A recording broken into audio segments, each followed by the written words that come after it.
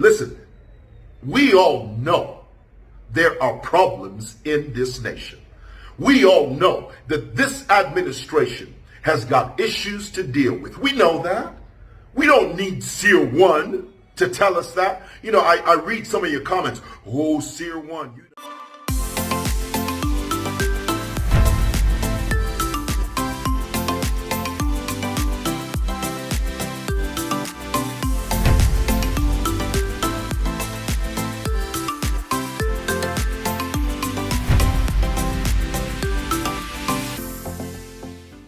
Hi guys, it's Girl Matams, also known as Mwewa Lane, girl from Zambia. If you're new to my YouTube channel, please subscribe so that each time I upload videos, you'll be notified that Mwewa Lane posts a video. Thank you so much for more than 74,000 subscribers. Na totela sana. Okay, in this video I'm sharing with you a video from Mwewa Lane, who is a Facebook vlogger. Now, he says a lot of important points about advocacy and how we as Zambians should not rely on Seer 1 to be our advocate because he is Nigerian, meaning we should stand for ourselves and be our voices. In as much as he knows about Zambia, we should speak for ourselves. I thought his video was quite useful for those of you who are timid, who think you need somebody from outside to speak on your behalf. We have tried as Zambian YouTubers or vloggers to talk about the situations in Zambia. But this is limited to just a few people that talk about it. Some will start and some will stop. Some lose direction. And I just thought if you could just listen to what he says, and maybe you could be inspired to start your own means and ways of talking about the things that are happening in Zambia without waiting on Seer 1. Listen to what Mwewa has to say in this video. Check this out. Thank you. Hey guys, very quickly this morning I'd like to respond to Andrew's live video from last night. Andrew, the man that you referred to as Seer 1, I refer to as Blind 1 and the Jagaban. He did a live video yesterday that I would like to respond to. And before I do that, I'd like to make it known on the outset that I know many of you have inboxed me and you've encouraged me not to respond. You've admonished me to keep quiet. Many of you use this term, silence is golden. Let me explain to you what that means. Silence is only golden when you don't have anything to say. If you do not have a retort, if you do not have a response, a good response at that, then silence is golden. Silence is only golden when you have nothing to say. Well, I've got something to say. So in this case, silence is not golden. I sat last night for the very first time. I sat and I watched Andrew's live video all the way through. 2 hours long it was, which, you know, I think is a marathon. But there were some key moments in there that I'd like to highlight. And the first one being that it is clear that Andrew is a part of our political fabric as a nation. We have tried to shake him off. We've tried to sidestep him and ignore him. But because he consistently comments on the political well-being of our nation, we've had to accept that Andrew is a part of our political fabric by virtue of his consistency. And when I say consistency, I'm talking about his non-stop, perpetual bashing of this nation. That's what I mean by consistency. So we have to accept that he's part of the furniture, okay? And once we move past that point, we can then begin to sort of define who we are as Zambians within the Zambian political context. And here's what I'd like to say. I believe that to a degree, Andrew's love and his affection for this nation, while it is applauded, it is misplaced. More than anybody in the world, Andrew is the least person that can stand on the highest hill and talk about the imperfections of our nation. Now, it's not rocket science. Our nation is in a very bad place. There are a lot of bad things happening.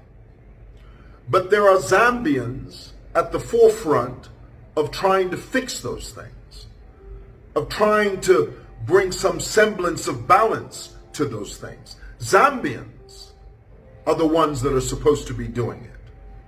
No one from outside of this nation is going to bring democracy, is going to bring sanity, is going to bring some semblance of checks and balances. Nobody from outside of this nation can do that.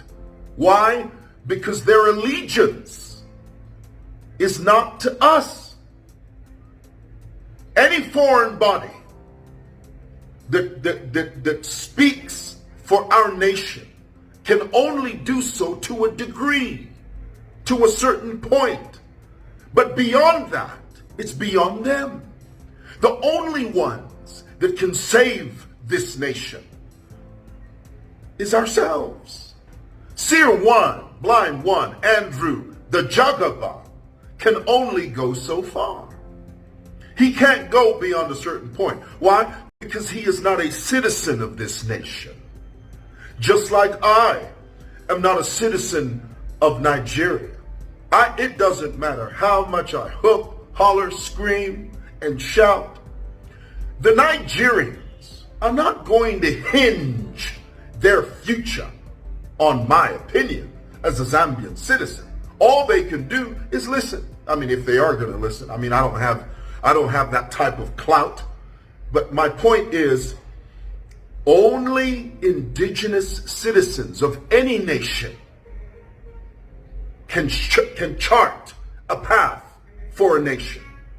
No foreigner can do that. No matter how much he says he loves this nation. And there was one point in the video, and I must say this. There was a point in the video where he became very flustered. He was very angry. He became very emotional. And in that moment, I connected with his frustration. I felt the pathos of his pain. I felt the anguish and the sorrow that he's experiencing for this nation. But when the dust settles and when the dew dries, folks, you must understand that Andrew, at the end of the day, is not a Zambian citizen. So his allegiance is not to you and I. His allegiance is to Nigeria. Folks, many of you know, for a time, I lived in the States. I love America. I love America with all of my heart. But my allegiance, you see that flag over there? People ask me, why do you put your flag on your desk? Because this is my country. It's the only country I have. I, as a Zambian citizen, have every single right to speak the loudest about my allegiance. Now, I know your response to that is, but Mwewa, you don't talk like a Siawan. You don't come against these government officials. Well, that's not my job. That's not my job. That is not my forte. I'm not a politician. There are politicians out there whose job it is to do that. There are people out there that are supposed to provide the checks and balances as Zambian citizens. That's their job. It's not my job. Okay? So now here's the thing. And I want you to get this. As passionate as Seer 1 is, as passionate as Andrew is, as passionate as Blind 1 may be, as passionate as Jagaban may be, the bottom line is his allegiance is not to this nation. His allegiance is to Nigeria because he's a citizen of Nigeria. Now, the last thing I'd like to say about Andrew is this. The problem we have in our nation is that you've got people that fear him. Oh no, don't talk against Seer 1. Don't say anything about Jagaban. He's going to come after you. Folks, that is the mark of a cult leader. Anytime a religious figure or a spiritualist drills into your mind that if you speak against him, then, oh, something bad's going to happen to you. Oh, you can't talk about Seer 1. Have you lost your mind?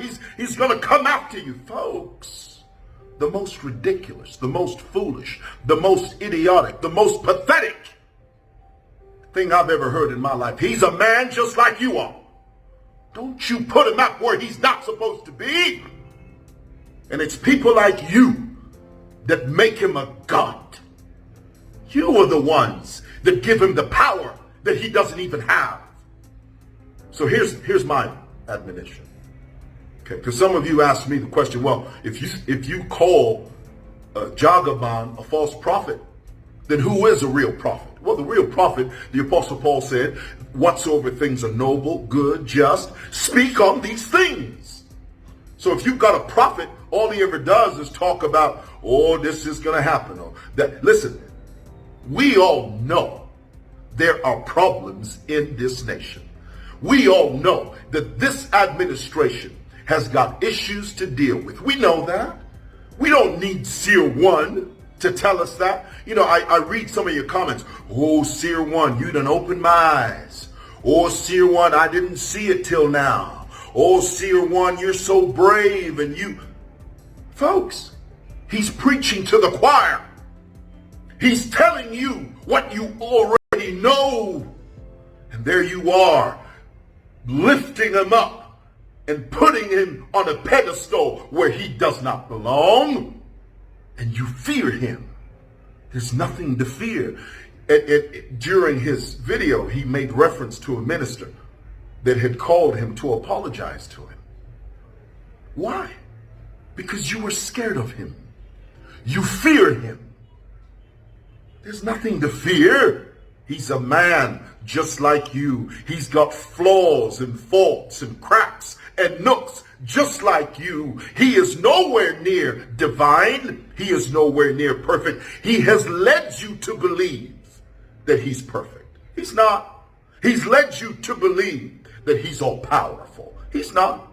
He's led you to believe that he can somehow miraculously change your life by simply typing his number in the comment section. Nonsense, ridiculous, hogwash, absolutely rubbish. So here's the thing, folks. Seer 1, Blind 1, is talking about things that are affecting this nation. And look, I agree. There are things that he's saying that are true. They're components of his message that are true. But here's the thing, folks. If a murderer tells me the sky is blue, he's a murderer, but he's telling me the truth. Who would I rather accept the truth from? A murderer who tells me that the sky is blue, or an upstanding citizen that tells me the sky is blue? I'd rather listen to the upstanding citizen. So you can't just walk up and say, no, but he's getting the truth. Well, consider the source. Consider where that truth is coming from. Don't be hoodwinked, folks.